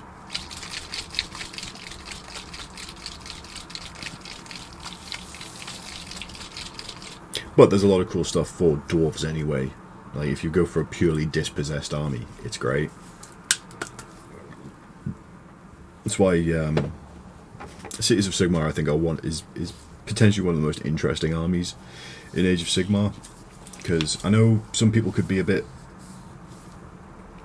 I don't know, a little bit cynical about it, going, "Oh, well, it's sort of it's a dumb faction. It's just where they've put the stuff that they're still producing, but don't really know what to do with." But they've tried really hard to make something thematic and make something work. It's very, very, very cool. It's just a shame that they discontinued a bunch of units just as Cities of Sigmar came out. And you're like, come on, man. Like, Wood Elves been pretty much squatted into oblivion. Stuff like that's always a bit of a shame. But they're doing, Age of Sigmar is doing a lot to sort of reinvent and bring back like classic armies into the setting. So I would not be surprised if we saw some kind of Wood Elf inspired faction, like sooner rather than later, like with the Kanothi.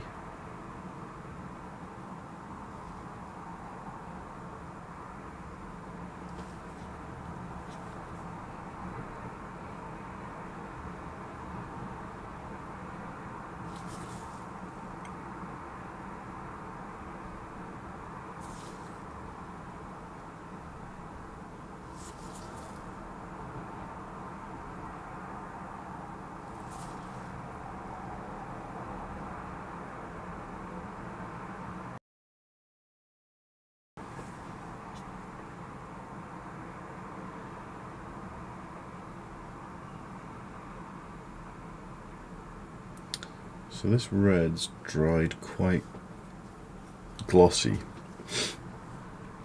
which means it's sort of not quite,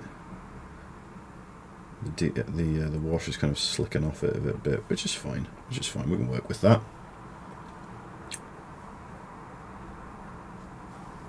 How do you mean, Dr. Bacon?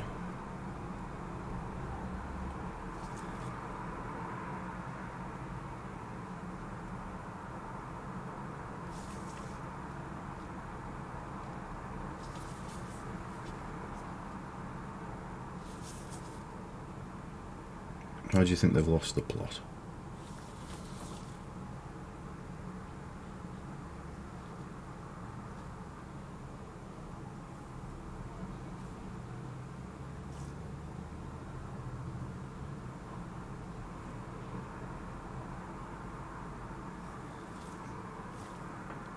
There we go.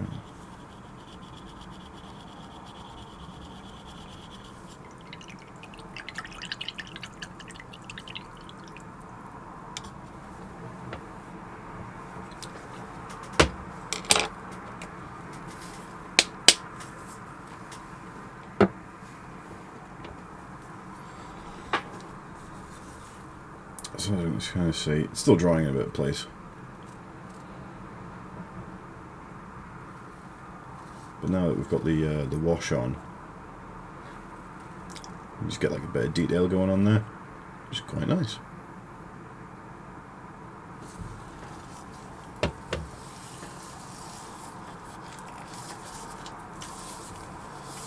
Yeah, Chaos Dwarves were kick-ass.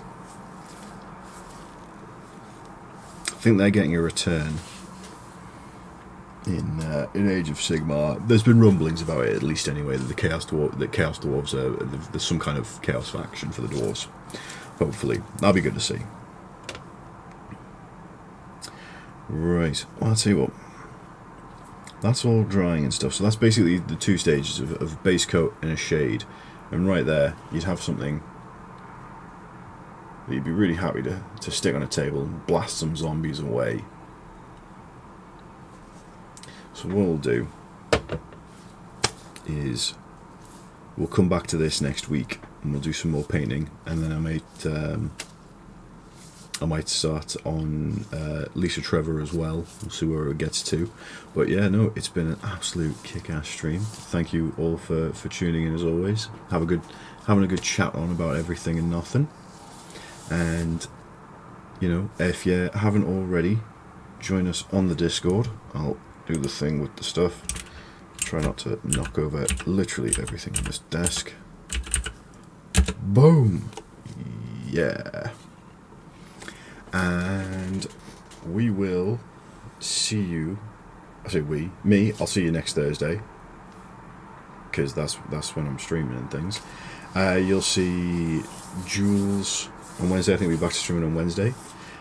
Mikey, I think, is streaming on Fang and Bang tomorrow night or Saturday night. I can't quite remember which. But he'll be doing more Sekiro Shadows Die Twice. It's great stuff. As always, you can catch us in the Discord. You can catch me on Twitter at Crafting Kaiju and on Instagram at Crafting Kaiju. We also have an official Instagram for Live and Let's Dice, so that's Lald Official, and at Lald Tweet on Twitter. And yeah, it's been lovely. I really need to pee, and I think I need an egg buddy myself. Burton mentioned it before, and I'm like, I've been thinking about an egg buddy for a while now. So take care of yourselves, take care of each other. Have a lovely time, and you know, I'll catch you soon. He says as he loses the end stream title card every time. But yeah, thanks very much for tuning in. Peace out.